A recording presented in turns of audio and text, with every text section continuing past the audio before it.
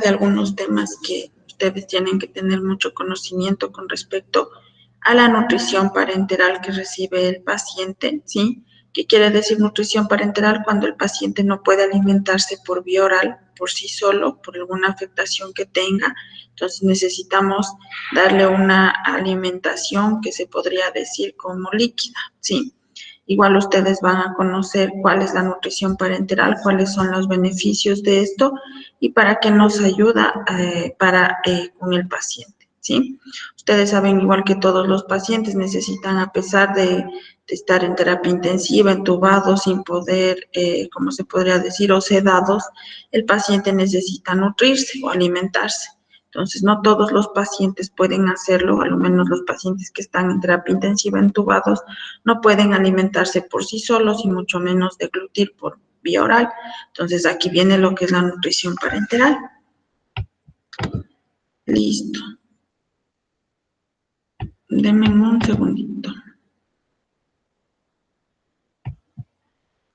A ver, voy a compartirles la presentación. Denme un momentito.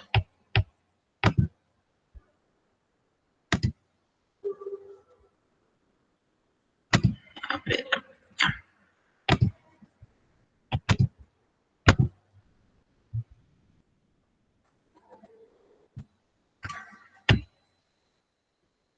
Listo, chicos, vamos con la clase, ¿sí?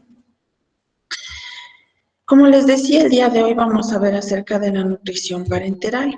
Primeramente vamos a ver una definición de qué es lo que nos quiere decir con nutrición parenteral. La nutrición parenteral es la provisión de nutrientes mediante infusión intravenosa a través de catéteres específicos para cubrir requerimientos metabólicos y de crecimiento adecuado en pacientes con vía enteral inadecuada o contraindicada.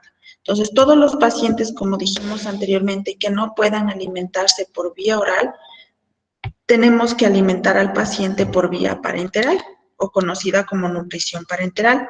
¿Cómo colocamos esta nutrición parenteral? Por vía intravenosa. Lo más recomendable es realizarlo por vía central, ¿sí? Aquí tenemos la imagen, ¿sí? Con el cual podemos ver que la nutrición parenteral consiste en la administración, ¿sí?, en forma continua de una solución hiperosmolar, ¿sí?, que contiene hidratos de carbono, proteínas, grasas y otros nutrientes necesarios a través de un catéter permanente insertado en la vena cava superior. Como decía, por esta parte de aquí va a insertar lo que es una vía central el médico intensivista, porque esto obviamente primero tiene que colocar esta vía el médico intensivista, que es el único que realiza este procedimiento con el paciente, y pues obviamente por esta misma vía va a administrarse lo que es la nutrición parenteral, de qué está compuesta: de carbohidratos, proteínas, grasas y otros nutrientes. ¿Cuál es la característica de la nutrición parenteral? Es de color blanquecina, como leche, ¿sí? Entonces ya les voy a indicar igualmente cómo es este tipo de nutrición para el paciente, y por la misma vía también va a ingerir el paciente los medicamentos, la hidratación, ¿sí? Entonces, es aquí la importancia del por qué el paciente tiene que utilizar esta vía, ¿sí?, o esta vena cava superior para la nutrición parenteral. ¿Cuándo debemos de iniciar una nutrición parenteral? Las principales situaciones para iniciar una nutrición parenteral se encuentran en pacientes graves que sufren desnutrición, sepsis o un traumatismo quirúrgico accidental, cuando no es posible utilizar el tubo digestivo para alimentarlos. Entonces, todos los pacientes que presenten algún problema quirúrgico en el cual pueda accidentalmente dañar al sistema digestivo, obviamente se va a utilizar este tipo de nutrición parenteral. Como dice, igual pacientes con desnutrición, porque obviamente a pacientes con desnutrición, por más que se le trate de dar alimentación por vía oral, no va a recuperar la masa muscular, no va a recuperar su nutrición como debería de ser. Entonces aquí entra la nutrición parenteral para ayudar a recuperar los nutrientes necesarios que el paciente necesita. Tenemos igualmente que la nutrición enteral o parenteral, los objetivos fundamentales son proporcionar suficientes calorías, y sustratos nitrogenados para promover la reparación de los tejidos y conservar la integridad o el crecimiento de la masa tisular magna. Aquí tenemos la nutrición parenteral, como les decía, nutrición parenteral periférica y nutrición parenteral total, ¿sí? Tenemos un tipo de nutrición parenteral periférica y otra que es la nutrición parenteral total. La nutrición parenteral total es cuando el paciente necesita todos los nutrientes para poder alimentar al paciente. Tenemos las indicaciones digestivas y extradigestivas. Con respecto a las indicaciones digestivas, nos habla de las patologías neonatales, intervenciones quirúrgicas, mala absorción intestinal y otras relativas. Y también las extradigestivas, que son los estados hipermetabólicos o los desnutridos severos antes o después de una intervención quirúrgica. De acuerdo a este tipo de situaciones se debe de administrar la nutrición parenteral total. Digestivas, cuando el paciente presenta patologías en los niños o los neonatos, no quiere decir que los niños o los bebés, por el hecho de ser bebés o recién nacidos, van a tener una buena nutrición, sino también a veces existen problemas con los bebés, porque digamos, la mamá durante su embarazo tuvo una mala alimentación, no comía bien, pasaba solo vomitando, entonces obviamente el bebé va a salir desnutrido o con alguna patología en la cual afecta al tubo digestivo. Por ejemplo, digamos, presencia de úlceras, cuando no comemos, ¿qué pasa? La gastritis, y la gastritis se va a formar la úlcera, ¿no es cierto? Entonces, en estos casos nosotros debemos de dar lo que es la nutrición parenteral. Tenemos igualmente en los recién nacidos con anomalías como las gastrointestinales muy graves, igualmente como fístulas tráqueo-esofágicas o gastrosquis y el onfacele o arteria intestinal masiva. Cuando se producen laceraciones en la tráquea, ¿sí? Fisuras, entonces no vamos a poder permitir la deglución correcta del recién nacido. Igualmente tenemos en lactantes con síndrome de talla baja debido a la insuficiencia gastrointestinal, que está relacionada con el síndrome del intestino corto, la mala absorción, la deficiencia enzimática y el hilio por meconio o diarrea idiopática. ¿Qué quiere decir esto? Cuando el paciente presenta, digamos, se alimenta, ¿no es cierto?, el bebé, y todo lo que es la leche materna le hace mal o presenta reacciones a la leche materna o a la alimentación. Entonces, obviamente, bueno, en los lactantes, obviamente solo leche materna, porque ellos pueden o tienen que recibir el seno materno, la leche hasta los 6 meses, solo exclusivamente seno materno. Entonces, quiere decir a los bebés o los recién nacidos o lactantes que afecte al problema digestivo por la presencia de diarreas, meconios, ¿no es cierto? Entonces, aquí también se necesita la nutrición parenteral total. En pacientes adultos con síndrome del intestino corto secundario a restricción masiva de intestino delgado, ¿sí? Por ejemplo, menor a 100 centímetros sin colon o válvula ileocecal o menor a 50 centímetros con válvula ileocecal y colon intactos. Tenemos en el número 4 las fístulas que se presentan en el aparato digestivo. Por ejemplo, pueden haber las enteroentéricas, las enterocólicas, ¿sí? Entonces, este tipo de úlceras se presenta en todo el aparato digestivo o en el tracto digestivo, ¿no es cierto? Y obviamente esto no va a permitir que nosotros realicemos una deglución adecuada. ¿Por qué? Porque al momento de tragar nos va a arder, nos va a quemar y un sinnúmero de cosas. Tenemos en los enfermos quirúrgicos con hilio paralítico prolongado secundario a operaciones mayores, mayor a 7 días, de 7 a 10 días, y las lesiones múltiples o los traumatismos abdominales contusos o abiertos, o enfermos con hilio reflejo como complicaciones de diversas enfermedades médicas. Pacientes que hayan sido operados de estómago, ¿no es cierto? Pacientes que hayan recibido un traumatismo abdominal, entonces ellos no van a poder realizar su alimentación adecuada y obviamente aquí entra la nutrición parenteral. Pacientes con intestino de longitud normal, pero mala absorción secundaria, tenemos la hipoproteinemia, ¿sí? Una falta de proteínas, la insuficiencia enzimática o pancreática, ¿sí? Y también tenemos en enfermos adultos con trastornos gastrointestinales funcionales, como por ejemplo la discinesia, ¿sí? Esofágica después de un accidente cerebrovascular, tenemos la diarrea idiopática, vómitos psicógenos o anorexia nerviosa.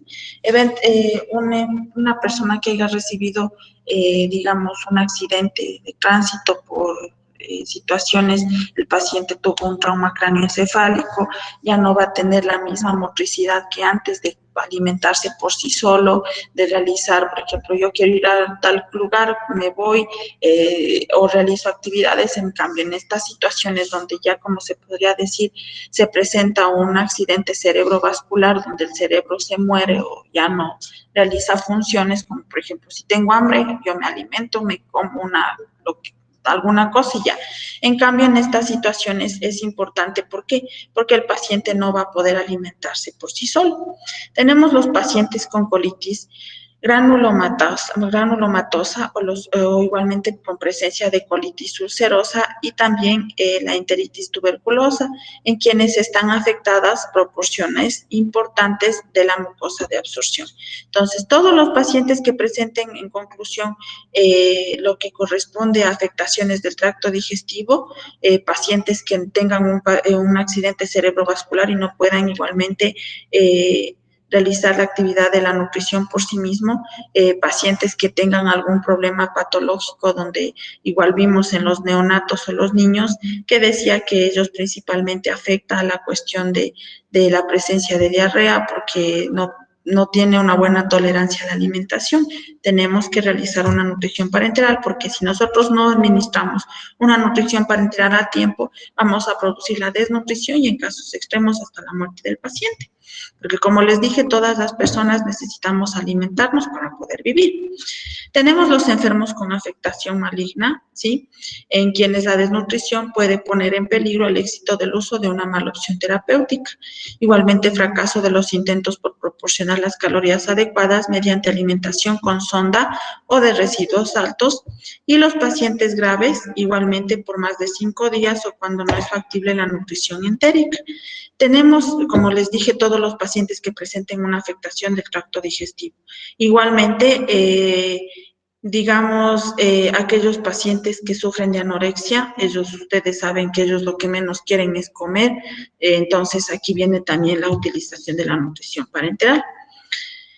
Tenemos igualmente la falta de un objetivo específico en el tratamiento, que vienen a ser las contraindicaciones, por ejemplo, pacientes o enfermos en los que en lugar de prolongar una vida importante se pospone la muerte inevitable. Tenemos los periodos de inestabilidad hemodinámica o alteración metabólica grave, por ejemplo, la hiperglucemia, que quiere decir el aumento de la glucosa. También tenemos la hiperosmolaridad y las alteraciones de líquidos. Igualmente, la posibilidad de alimentación por el tubo digestivo. En la mayoría de los casos, esta es la mejor vía para proporcionar este tipo de nutrición. Denme un segundo, creo que tengo compañeros que quieren todavía integrarse a la clase. Ya. Tenemos otras contraindicaciones que nos dicen pacientes con buen estado nutricional. Obviamente, pacientes que no tengan problemas del tracto digestivo, se alimenten adecuadamente, realicen su propia nutrición por sí solos. No es necesario realizar este tipo de nutrición parenteral. ¿Por qué? Porque obviamente vamos a producir una sobrecarga de proteínas, vitaminas, minerales en el paciente. Igualmente, tenemos otro punto en los lactantes con menos de 8 centímetros de intestino delgado, ya que virtualmente ninguno es capaz de adaptarse lo suficiente a pesar de periodos prolongados de la nutrición parenteral. Pacientes con descerebraciones irreversibles o igualmente deshumanizadas de otra manera. ¿Cuáles son los componentes de la nutrición parenteral? Ustedes ya tienen que saber de qué está compuesta la nutrición parenteral. Como les dije, la nutrición parenteral no es que cogemos la comida, la sopa, el arroz, la carne y le licuamos y le ponemos en una funda y le damos. Esto viene, como decir, como medicamentos, pero con, vitaminas, minerales, necesarios para el paciente. Entonces, aquí vamos a ver de qué se compone la nutrición parenteral. La nutrición parenteral está compuesta de lípidos, ¿sí? En forma uniforme durante de 20 a 24 horas. aminoácidos de 1.5 a 2.0 kilogramos diario, glucosa de 4 a 7, vitaminas, elementos trazo minerales y electrolitos.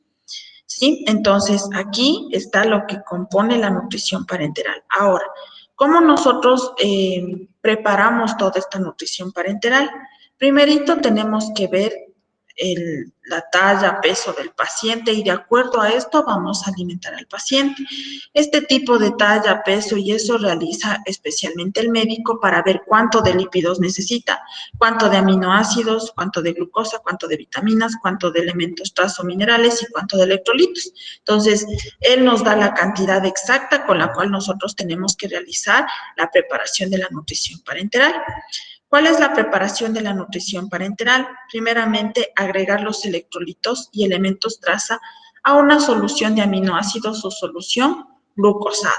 Mezclar las vitaminas liposolubles con hidrosolubles y agregar la emulsión lipídica.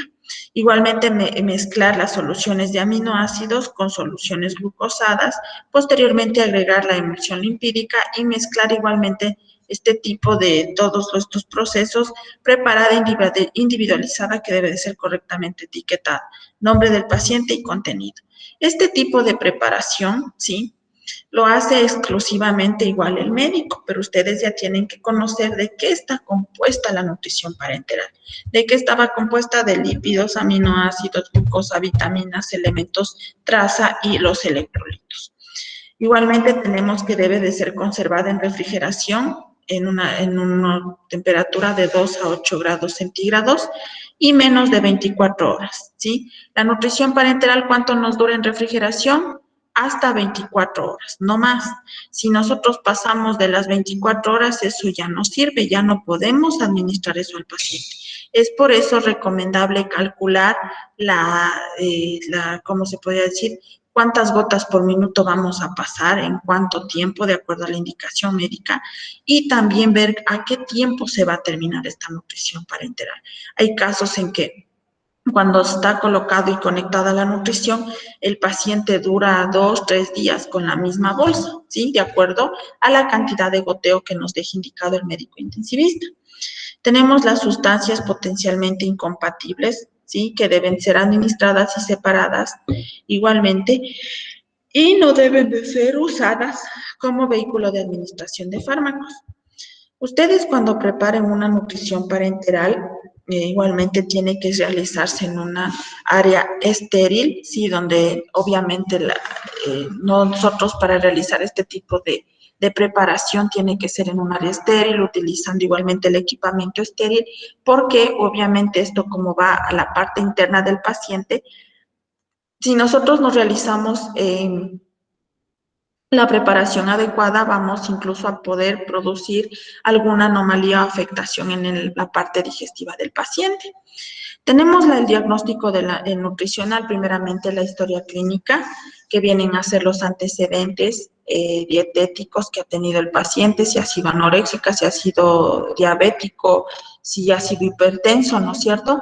Alergias igualmente alimentarias, si presenta alergia al camarón, a los mariscos, a las, qué sé yo, a la grasa, diferentes tipos de alergias, ¿sí? Tiempo en la que el paciente ha presentado, por lo general se presenta o ha hecho ayunos, patologías igualmente que presente, y con respecto a la exploración física, realizar los datos clínicos de desnutrición, deficiencia de macro o micronutrientes, igualmente prealbúmina o la proteína fijadora de retinol y la transferina de recuento de los linfocitos o el balance que se realiza respecto a la parte bioquímica y la antropometría, igualmente como les decía, ver el peso, la talla, ¿sí?, la composición corporal, perímetro del brazo, perímetro braquial, perímetro torácico, perímetro abdominal.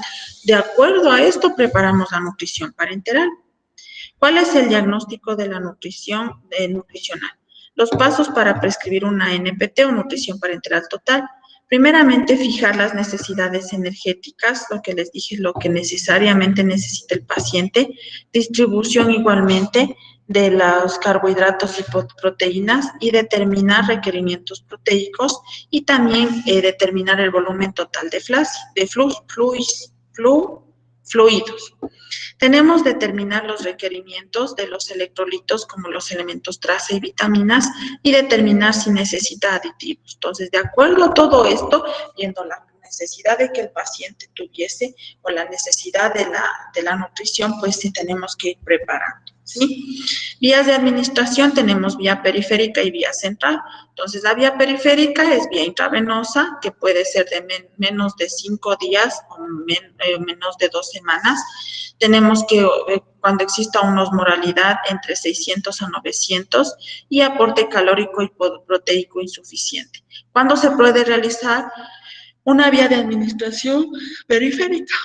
Primeramente, valorando al paciente, viendo que el paciente no vaya a estar demasiado tiempo internado, ¿sí? A lo menos pacientes en terapia intensiva de ley, nutrición parenteral por vía central, porque ustedes saben que paciente que esté en terapia intensiva no sabe si es que salga a la semana, al día, a los 2 días, al mes, a los 2 meses.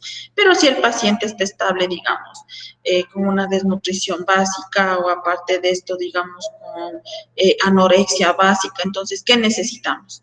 Administrar, pero solamente por vía periférica hasta que se estabilice su estado nutricional. La vía central es la vía de elección en pacientes con NPT a largo plazo, como les decía, y la osmolaridad de 900 hasta 1800.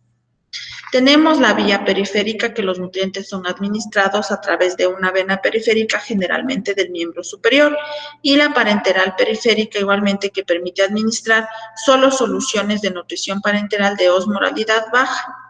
En general no alcanza a cubrir los requerimientos y es apta para la nutrición complementaria y dura tiempo limitado, no más de 15 días y normal hasta 5 días. Entonces, cuando el paciente se vaya a alimentar por vía parenteral, solo puede alimentarse por vía periférica, la nutrición parenteral por vía periférica solo hasta 2 semanas como máximo.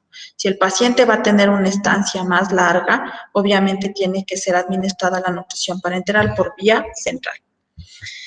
Tenemos los sistemas de infusión. La nutrición parenteral total, que también se denomina como nutrición parenteral central, requiere el acceso a una cava de diámetro grande por la cual se pueda proporcionar todos los requerimientos nutricionales del individuo. Como pueden ver en la imagen, ¿sí? Tiene que ser grandecita la agujita para que ingrese la nutrición parenteral. Los sistemas de infusión nos dice todo en uno, que todos los sustratos se encuentran en un mismo contenedor o simultáneamente administrados con una línea intravenosa. ¿Cuáles son las ventajas? Que es fácil de administrar y menos costoso, reduce el riesgo asociado a manipulación, igualmente el manejo, balance y asimilación y utilización de nutrientes, y las desventajas: imposibilidad de remover una sustancia de la bolsa preparada, y los sistemas de infusión igualmente envases múltiples, como los sustratos, que son empaquetados en envases separadores y administrados intravenoso en vías separadas de forma simultánea. Tenemos las ventajas: que existe flexibilidad, facilidad de ajuste en el caso de que el paciente los requiera. Las desventajas: incrementar el trabajo en los cambios de envases y la hiperglucemia desequilibrada electrolítica. Complicaciones que se presentan basadas según la nutrición parenteral total. Tenemos las complicaciones hepáticas, que viene a ser la colestasis o la falla hepática, la infección del catéter venoso central y el desequilibrio metabólico, hiperglucemia, hipoglucemia, hipertriglicemia y las enfermedades óseas metabólicas. Entonces, si el paciente también abusa de la nutrición parenteral, no pone de parte para alimentarse, puede desencadenar en este tipo de complicaciones. Tenemos las complicaciones igualmente de la nutrición parenteral, más común lo que corresponde al movimiento adecuado del acceso venoso, que puede ocasionar flebitis o la inflamación de la vena. Las complicaciones infecciosas, como la infección de la piel en el sitio del catéter y la flebitis séptica, que se desarrollará en 5% de los pacientes. ¿Cuáles son las complicaciones? Otras, como por ejemplo las complicaciones técnicas, como las infecciones metabólicas, que ocurren cada una alrededor de los 5% de los pacientes, y el porcentaje de mortalidad es de 0.2%, ¿sí? Ya, otras complicaciones, la presencia de neumotórax, hidrotórax, lesión arterial subclavia, lesión del conducto torácico, arritmias cardíacas, la embolia gascosa y igualmente la embolia por catéter y perforación cardíaca. Bueno, esto ya no es tan importante y listo, chicos. ¿Tienen dudas con respecto a la nutrición parenteral? Sí, es un poquito complicado porque ustedes tienen que conocer qué cantidad de nutrientes, vitaminas, minerales, glucosa, cómo es de glucosa, cantidad de igualmente de lípidos tenemos que ingresar como les dije, para administrar la nutrición parenteral. Les voy a presentar para que conozcan cuál es la bolsa de nutrición parenteral. Aquí tengo. Miren, así es la nutrición parenteral. Aquí, en estos tubitos que ven aquí, se va lo que es colocando de acuerdo a la necesidad del paciente.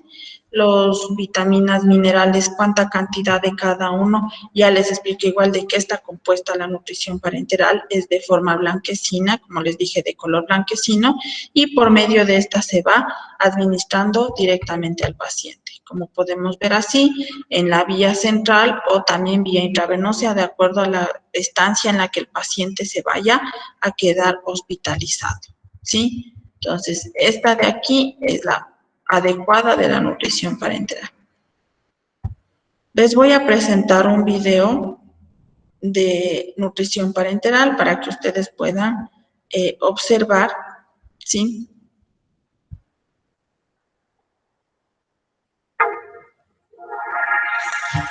Hola, soy la profesora titular de la Cátedra de Enfermería del Adulto y del Anciano, licenciada Graciela Muratore, de la Escuela de Enfermería de la Universidad Nacional de Córdoba. A continuación, desarrollarán los estudiantes de nuestra cátedra los diferentes procedimientos correspondientes a dicha materia. Muchas gracias.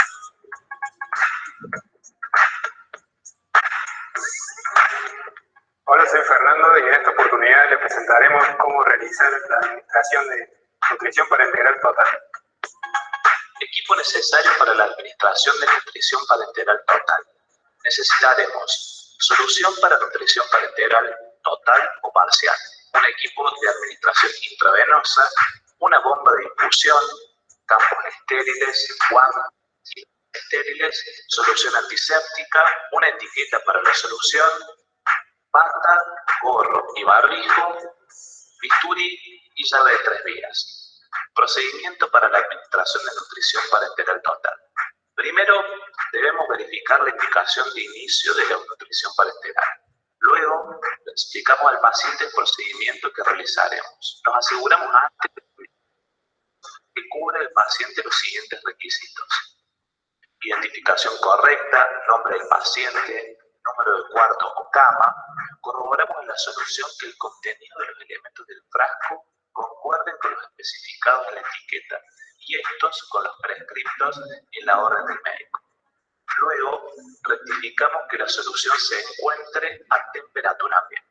Observamos que la solución no contenga partículas, nubosidades y que el frasco o la bolsa esté íntegro. Nos realizamos el lavado de manos. Luego controlamos que todos los materiales necesarios estén a nuestro alcance. Nos colocamos bata, barbijo, gorro y guantes estériles.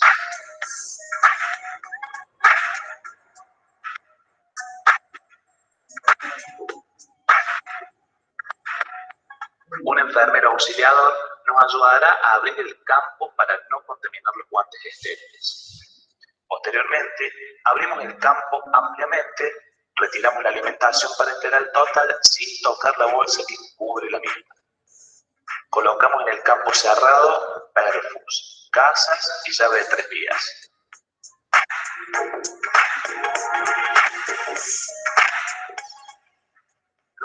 Mezclamos el contenido de la bolsa.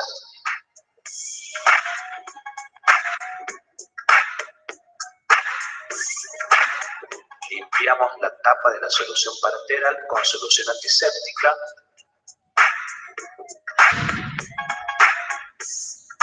insertamos asépticamente el equipo de administración. Agregamos el filtro adecuado al equipo de administración intravenosa y colocamos este en la bomba de infusión. Colocamos campo fenestrado en el sitio del catéter central, retirando la tapa de la llave de 3 vías con gasa antiséptica.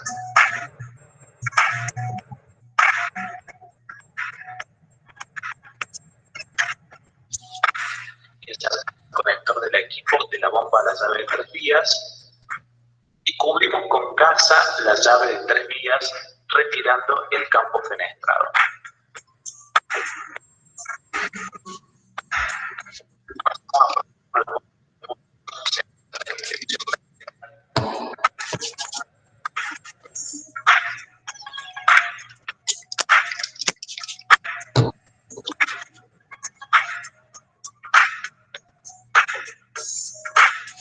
Luego desechamos bata, barbijo y gorro, nos lavamos las manos y controlamos y observamos al paciente, controlando el goteo exacto según indicación médica. Por último, registramos en el informe de enfermería el procedimiento realizado.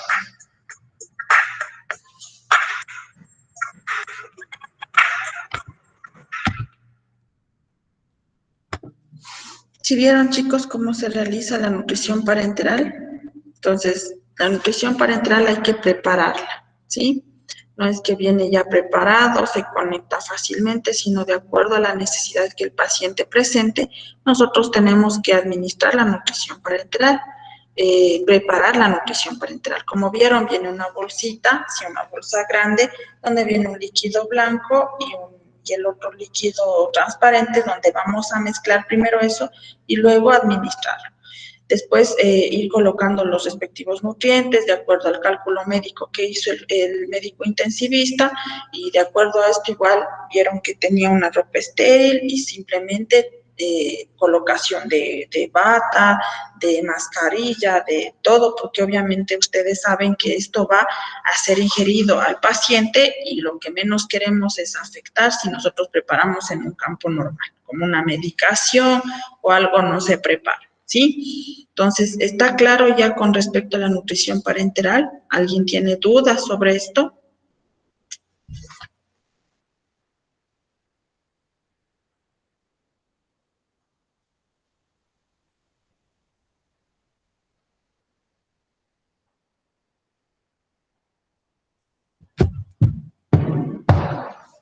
¿Todo claro entonces, chicos? ¿Continúo con la clase? ¿Sí? Ya. Como les dije, ustedes no se me estresen de gana, porque en sí ustedes tienen que saber qué contiene la nutrición parenteral, cómo administrar la nutrición parenteral por vía intravenosa, intravenoso, por vía central, el cálculo, como decía ahí en el video, eso ya pues obviamente a cuántos ml hora en una bomba de infusión. Esto no podemos administrar a conteo simplemente revisando así cuántas gotas por minuto, sino tiene que ir respectivamente en una bomba de infusión. Tiene que obligatoriamente utilizarse una bomba de infusión para la utilización, para administrar esta nutrición parenteral. Entonces, ustedes tienen que conocer qué nutrientes contiene la nutrición parenteral, cuál es la vía de administración y pues obviamente calcular adecuadamente a cuántas gotas por minuto va a pasar. De ahí en sí la preparación casi la enfermería lo hace, pero no muy recurrente, sino más lo hace el médico intensivista, sí, porque él ya sabe cómo debe de sacar, qué cantidad y todo eso. Entonces ahora vamos con el siguiente tema. Listen, una preguntita. Sí, dime. Ahí se hace esa fórmula que es para ver el disolvente y la solución. Para ver el disolvente y la solución. O sea, para ver a cuánto debe disolverse, no sé, algo así, es una fórmula. ¿O solo el medicamento va a eso? O sea, cuando vayas a preparar tienes que ver la cantidad exacta. Por ejemplo, digamos, 2 ml de tanto, 5 ml de tanto, y eso se va colocando en la bolsa. Eso nada más. De ahí la fórmula que me dices se utiliza para ver, por ejemplo, cuántos ml hora vas a pasar en una hora, en Ah, 24 horas, eso. Ajá, pero en sí la cantidad, eso ya es por ml, por ml lo que se utiliza. mm, ya Ujú. O si listo, quieres gracias. transformar de ml a gramos o de, por ejemplo, de gramos a kilogramos, eso ya es otras cosas, ¿sí? Pero más, o sea, aquí utilizamos los ml, o sea, cuántos ml de cada cosa necesitamos para completar la nutrición parenteral. Ya Ujú. listo, gracias. ¿Ya? Dicen, yo tengo una pregunta. Sí, dime. Dicen, es un poquito salido del tema. Tal vez cuando estemos en clases presenciales vamos a tener como que un refuerzo de lo que hemos visto en clases virtuales. A ver, ¿cuándo tenemos? Creo que como ustedes saben, tal vez les hablaron algo de los exámenes. Nos dijeron que era la próxima semana, desde el 18 al 21. Desde el 18, los exámenes. Sí, del 18 al 21 dijeron que era ¿Y con ustedes cuándo tenemos clases? martes y jueves. Martes y jueves. Y martes es feriado, ¿no es cierto? Sí, Sí, listo. lunes y martes es feriado. Entonces ustedes ya tendrían el examen el jueves. Lo que hubiese querido es, o sea, si es posible, traerles a la clase y hacer un refuerzo de todo lo que hemos visto, pero no creo que Dicen vamos a que la poder verdad alcanzar. es que no sé si mis compañeros piensan igual, pero la verdad es que en virtual, o sea, como que no se aprende mucho como en presencial y yo creo que de ley necesitamos prácticas para poder entender mejor la asignatura. Claro, es que por el día de hoy, porque por ejemplo ayer yo ya tuve una práctica con los chicos de pero por el día de hoy, por situaciones que se presentan aquí en el instituto, no pudimos, o sea, realizar la parte igual presencial, porque ustedes saben que también teníamos planificado realizar práctica de lo que hemos visto, para que ustedes comprendan con mayor claridad, pero las cosas se dan así y aparte, por ejemplo, la otra semana ya es feriado. Entonces, por más que se intente, la otra semana yo pensaba ya venir con ustedes y todo. Y yo me enteré ayer que ha sido feriado porque los chicos me dijeron, no, Lisen, de aquí no nos vemos el lunes, de aquí nos vemos el miércoles. Y con ustedes nos vemos el jueves. Y el jueves ya creo que son exámenes. Sí, es un Entonces, poquito complicado por los exámenes, sí. también porque cómo vamos a rendir los exámenes si no tenemos muy claro lo que es. Verán, lo que voy a hacer en el examen es basarme en la unidad 1 y 2 del PEA, ¿sí? Lo que hemos visto. Signos vitales, pues, seguridad y confort del paciente, movilización de paciente encamado, presencia de úlceras por presión, ¿qué más? Quemaduras, ¿qué más vimos? Vendajes. Entonces, más lo que vendría es algo básico que trataría de ayudarles en ese sentido para que no se me confundan. Por ejemplo, esta de nutrición parenteral ya no entraría, porque sí es un poquito complicada esta clase, ¿sí? Entonces yo me basaría más en lo que corresponde al PEA, que déjenme revisar y les digo de una vez. Tenemos aquí la unidad 1 y 2, que son los fundamentos teóricos que vimos de Virginia Henderson, Dorothea Oren y todas ellas, las teorizantes, ¿no es cierto? Igualmente aquí de oxigenoterapia, que eso creo que está un poquito más claro. Voy a reforzar el día de hoy oxigenoterapia un poquito más. También la fisioterapia respiratoria, que viene aquí la cuestión de nebulizaciones, ¿sí? Y el manejo de drenajes. Hasta ahí iría lo que corresponde a la situación de qué? Del examen. De ahí no nos vamos a entrar a eso de colocación de vendajes y eso no voy a entrar, ¿sí? Pero lo que he tratado es de avanzar un poco más con la teoría para que cuando nosotros volvamos a la parte presencial, tratemos de hacer lo que es más práctica y aprovechar esos momentos de parte presencial. Porque, por Ya, ejemplo, ayer yo todo el día les di práctica a los chicos. Yo no les di nada de teoría. Ujú. sí, Lisa, muchas gracias. ¿sí? Entonces, ahorita tratar de hacer lo más básico en el examen hasta Y poder. todas las diapositivas que nos presenta sí están subidas en la Sí, plataforma, todo ¿verdad? está subido a la plataforma. Revisen ahí en el material de estudio. Dicen otra preguntita. ¿Este examen igual va a ser presencial? Sí. Ay, ya. Gracias. Eso. Y también estudien terminología, porque eso sí les voy a poner. Eso sí ya tienen que saber, por ejemplo, cianosis, hipertenso, hipotenso, qué sé yo, otra palabra que utilizamos, diaforético, entonces ustedes ya tienen que saber. Entonces también va a ir terminología, ¿sí? Entonces, eso, chicos. Voy a continuar con la clase, como les dije, a tratar de reforzar un poquito más la situación en lo que corresponde a cuidados a los pacientes, y también les voy a presentar un video de oxigenoterapia. Igual ustedes ya han de haber visto en los videos que están subidos en la plataforma acerca de cómo es, de esta parte de colocación de sonda vesical, de sonda nasogástrica. Eso vamos a venir cuando obviamente estemos en la parte presencial. Va a haber una práctica de colocación de sondas, porque ustedes tienen que saber. Entonces, yo como les digo, yo trato de darles la teoría lo que más se pueda para que ustedes ya tengan conocimiento. Por ejemplo, yo llego y les digo, ¿qué es esto? Ustedes dicen, es una bolsa recolectable, esa es la sonda, eso es la jeringa, eso es la solución, entonces así. Y yo les digo, a ver, ¿cómo se coloca? Entonces ya con la práctica se va realizando la colocación respectiva de la sonda. ¿Sí? Entonces, tratar de hacerlo parte teórica para nosotros concentrarnos más en la parte práctica cuando volvamos a la parte presencial.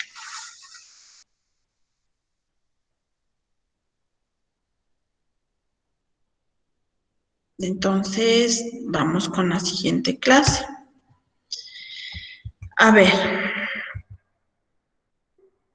como nosotros, bueno, yo, la parte principal de enfermería, como ustedes saben, es el cuidado del paciente. Entonces, siempre nosotros tenemos que enfocarnos y mentalizarnos que la seguridad y confort del paciente forma parte o es la clave principal de enfermería. Entonces, primeramente, como ya vimos en clases anteriores acerca de la seguridad y confort, el aseo, la higiene, la alimentación, vamos a reforzar un poquito este tema porque ustedes ya tienen que conocer la situación en la que se encuentra el paciente y cuáles son las acciones a tomar con cada paciente.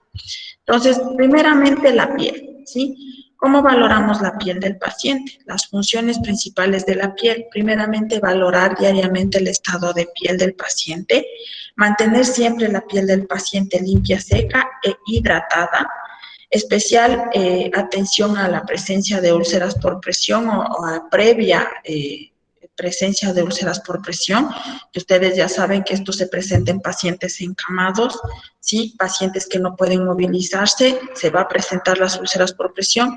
El paciente tiene que tener una ropa de cama limpia, seca y sin arrugas, ¿sí? Porque la presencia de arrugas también va a producir las úlceras por presión. Evitar fricciones o arrastre. ¿Cuáles son los objetivos? Mantener la limpieza y el confort del paciente durante su hospitalización, comprobar el estado de piel del paciente, activar la circulación sanguínea y establecer una relación con el paciente y alentarlo al mismo a que sea independiente como sea posible, ¿sí? Nuestra obligación, ver que el paciente esté hidratado, la piel, que no haya arrugas en la cama, que no presente laceraciones, ¿no es cierto? Y también indicarle al paciente que nos ayude o nos colabore manteniendo igualmente su limpieza, establecer una relación igualmente de manera adecuada con el paciente y para que él pueda igualmente ayudarse a ser independiente. El aseo de paciente encamado. Nosotros para realizar el aseo de paciente encamado, que igual cuando volvamos a la parte presencial, vamos a hacer este tipo de situación, ¿sí? De realizar la práctica.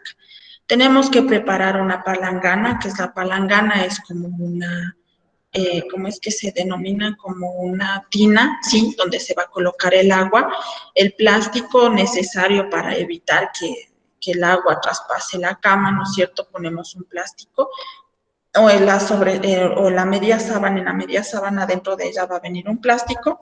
Tenemos las esponjas, guantes no estériles, gasas, vaso desechable, líquido de enjuague bucal, recipientes igualmente para la utilización de dentadura postiza, toallas, ropa de cama limpia, bolsa para ropa sucia, los materiales igualmente, el peine, el cepillo y lo que se necesite para el paciente. Entonces, lo principal, el cambio de sábanas, los guantes, una bata, una funda roja o negra para la colocación de la ropa sucia, si existe fluidos en funda roja, si no existe fluidos en funda negra, un vaso desechable, el cepillo de dientes, la esponja, el jabón, el champú, el recipiente para colocar el agua, ¿no es cierto? Y pues obviamente el cambio de ropa. Entonces, nosotros para realizar el aseo necesitamos todo esto y nos colocamos los guantes, la bata. Siempre tenemos que realizar todo procedimiento que tenga contacto con el paciente con la utilización de guantes de manejo, ¿sí? Verificar el nivel de dependencia según el plan de cuidado, explicarle al paciente lo que se le va a realizar, respetar la intimidad del paciente, evitar corrientes de aire, preparar todo el material para no interrumpir el procedimiento, comprobar que el paciente el agua está a una temperatura adecuada, no someter a un aseo prolongado a un paciente que se encuentre fatigado y actuar con rapidez pero sin precipitación. Aislar al paciente de sus compañeros si los tuviera para poder vigilar o tener la privacidad del paciente, realizar el lavado de manos, colocar guantes desechables y retirar la ropa sucia de la cama y sustituirla por una toalla. Bueno, nosotros lo que realizamos en este caso es, vamos aseando al paciente, ¿sí? Vamos colocando la ropa limpia y debajo igualmente el tendido de cama tenemos que cambiarlo. Esto es para los pacientes encamados que no pueden movilizarse. Tenemos la secuencia que debe de ser cara, brazos, manos, axilas, pecho, abdomen, piernas, pies, cambio de agua y luego vamos a genitales, cambio de agua, espalda, perineo y zona analoperianal, ¿sí? Entonces vamos desde la cabeza, el tronco, los brazos, las piernas, al finalizar viene lo que es los genitales o la zona perianal. Procurar que se realice el aseo después de las comidas y cuantas veces sea necesario, como por ejemplo la utilización de agua, solución salina, suero fisiológico, enjuague bucal y el cepillo de dientes. Igualmente ayudarle al paciente a cepillarse los dientes 3 veces al día después de cada comida, ¿sí? Y allí darle el vaso para que se enjuague en una riñonera, igualmente pasarle la riñonera para que el paciente se enjuague la boca y pueda botar el resto de lo que se lavó los dientes. Igualmente se utiliza prótesis dental, ya les expliqué, la dentadura tenemos que limpiar con una gasa, ¿sí? Suerito fisiológico, colocarlo en un recipiente. El lavado de la cabeza, como pueden ver aquí, tiene que ser un agua temperada adecuada, retirar la cabecera, tratar de que la cabeza del paciente quede colgada en la cama, ¿sí? Colocarlo en decúbito supino y cubrir los hombros con una toalla. Debemos de hacer el aseo súper rápido, lavarle como cuando se han ido a las peluquerías, hacerse un peinado o un tinte, ¿qué pasa? Ahí les colocan así, lavan la cabeza y obviamente es rápido porque no podemos tener mucho tiempo frío al paciente. Las complicaciones asociadas a la piel. Por ejemplo, igual ya sabemos que las complicaciones principales que se presenta es la presencia de úlceras por presión, generar igualmente largas estancias hospitalarias por la presencia de úlceras por presión, es un resultado de una mala práctica profesional, principalmente de enfermería. Aquí en esta presencia de úlceras por presión no entra el médico porque es un trabajo exclusivo de enfermería el cambiar de posición si el paciente está encamado. Prevención de complicaciones, valorar el riesgo, fijar objetivos y tratamiento preventivo, la movilización del paciente, que ustedes igualmente ya saben, que consiste en movilizar al paciente de cada 2 o 3 horas, ¿sí?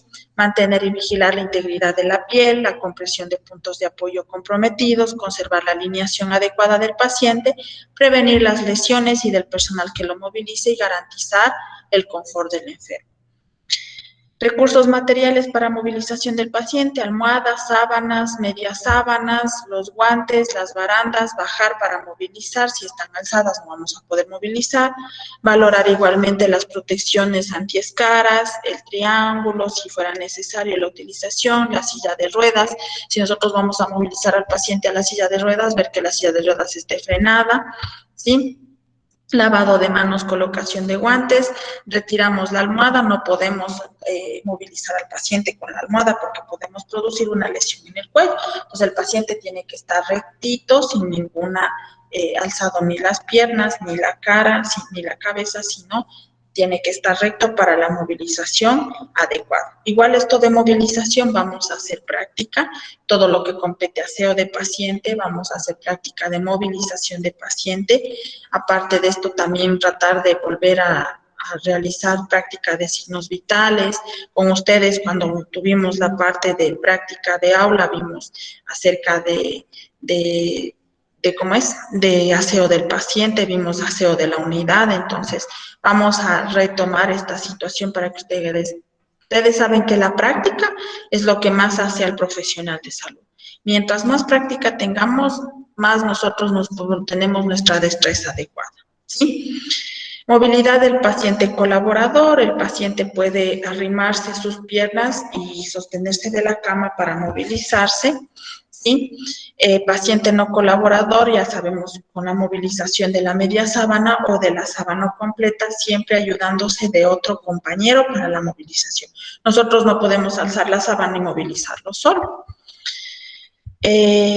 Cuando el paciente se encuentra en decúbito supino, se considera igualmente trazar una línea recta imaginaria en el centro de la cabeza o de la frente y de los pies, y debe de permanecer con una almohada debajo de los pies y entre los brazos para prevenir las úlceras por presión. Esto igual ya vimos acerca de la movilización del paciente, cómo debemos de levantar, que también vamos a hacer una práctica de cómo levantar al paciente, porque obviamente aquí en las imágenes ustedes podrán ver, pero no van a tener la práctica de realizar esto, ¿sí? El sistema musculoesquelético, ¿cuáles son las complicaciones? Que existe una debilidad muscular, una atrofia igualmente, contracturas, rigidez, deformidad articular, osteoporosis por inmovilidad.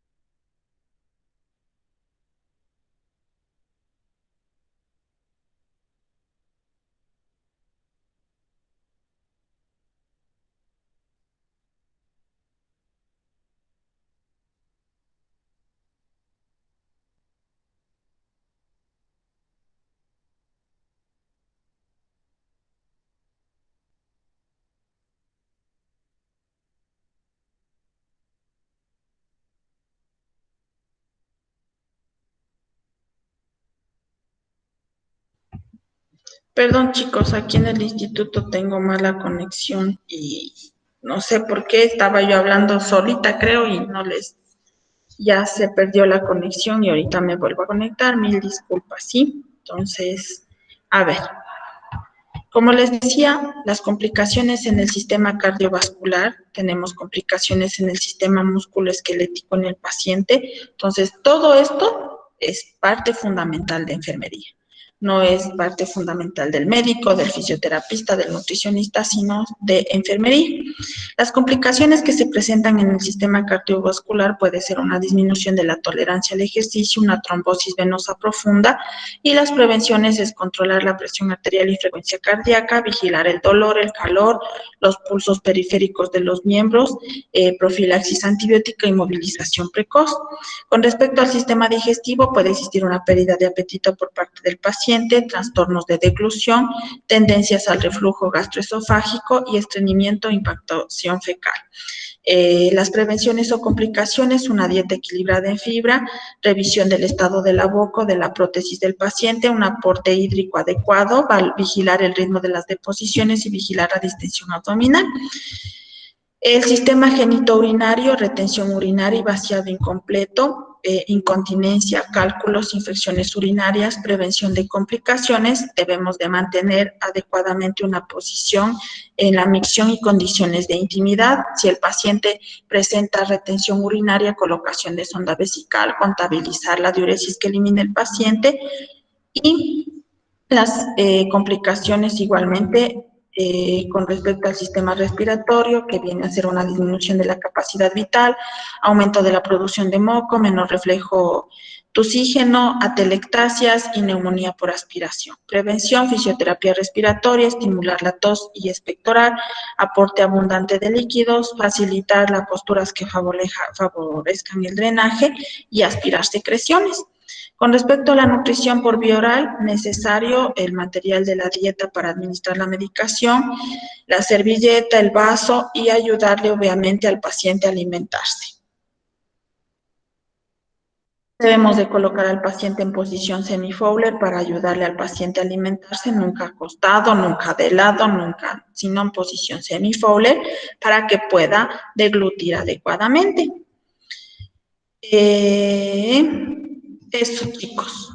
Entonces, lo que yo intenté en esta clase es darles un poquito de refuerzo de acerca de lo que nosotros tenemos que realizar los procedimientos adecuados con el paciente.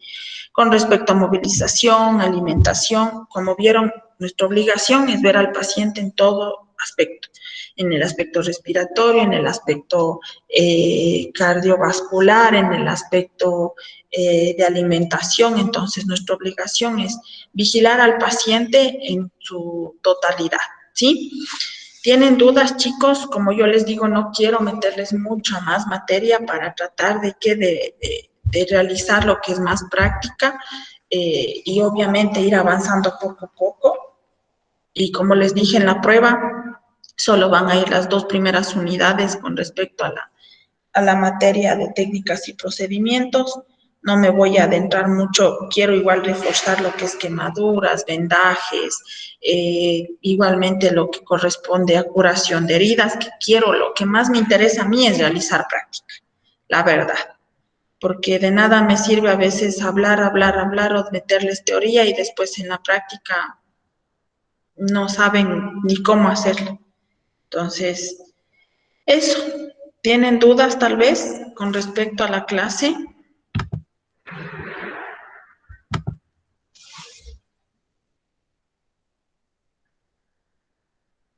No, dice.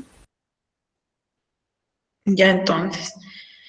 Como les dije, lastimosamente por vía virtual no podemos interactuar mucho. Espero ya el día jueves, bueno, que son exámenes, lastimosamente para la otra semana sería de hacer práctica con ustedes. Hacer práctica, full práctica de todo lo que hemos visto, ¿sí? Por eso igual ya voy a tratar de reservar los laboratorios para la semana que tengo con ustedes, porque es necesario realizarlo esto. Los materiales que estaban pendientes para la clase que supuestamente teníamos hoy de manera presencial, pues traerlos para la próxima clase que tengamos con lo que corresponde a la manera presencial, ¿sí? Entonces, Lice, ¿sí? disculpe que le corte. Lo que pasa es que yo tengo aquí anotado y dice que los exámenes van del 21 al 28 de febrero. O sea, Entonces, sí podríamos tener una clase con... exacto.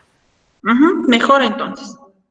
Porque yo hasta ahora todavía no sé mucho porque mandan un comunicado otro y no he revisado lo de exámenes, pero si es que fuera del 21 al 28, pues sería mejor, porque ahí podríamos realizar la práctica la semana que viene.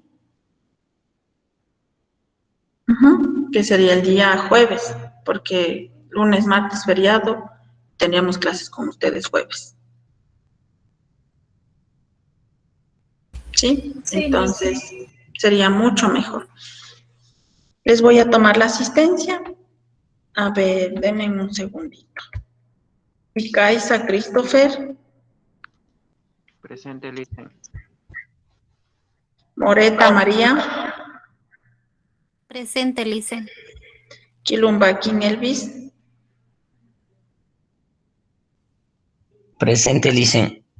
Ya. Castillo Doris. Presente, Lice. Y Luisa Melanie. Presente, Lice. Erazo Alison. Presente, Licen. Espinosa Micaela, Presente, Licen. Freire Nayeli, Presente, Licen. Játiva Jeremy, Presente, Licen. Moreta Mateo, Presente, Licen. Ormaza Angie, Presente, Licen. Ramos Henry, Presente, Licen. Rodríguez Leili, Presente, Licen. Roldán Damari, Sartre Marjorie, Presente, Licen. Suárez Jaidet, Presente. Tenelema Natalie, Ulcuango Lady, Presente. Vallardes Joffre, y Vivero Helen. Presente, Licen. Listo, chicos. Entonces, si no pasa nada en estos días y las cosas van de la misma manera hasta el momento, pues nos vemos el día jueves de manera presencial para realizar la práctica. Creo que nada más. Cualquier duda, inquietud, por favor me comunican. Igual cualquier situación que exista, nuevas exposiciones o algo, yo también les voy a comunicar. Eso, chicos, entonces, cuídense mucho, un buen fin de semana, les mando un fuerte abrazo, ¿sí? Espero ya encontrarnos de manera presencial para realizar la respectiva práctica de lo que hemos visto. Y nada más, pues, chicos, tengan un excelente día. Gracias, Licen. Gracias, Licen. Gracias. Igualmente, lindo día. Gracias, Licen.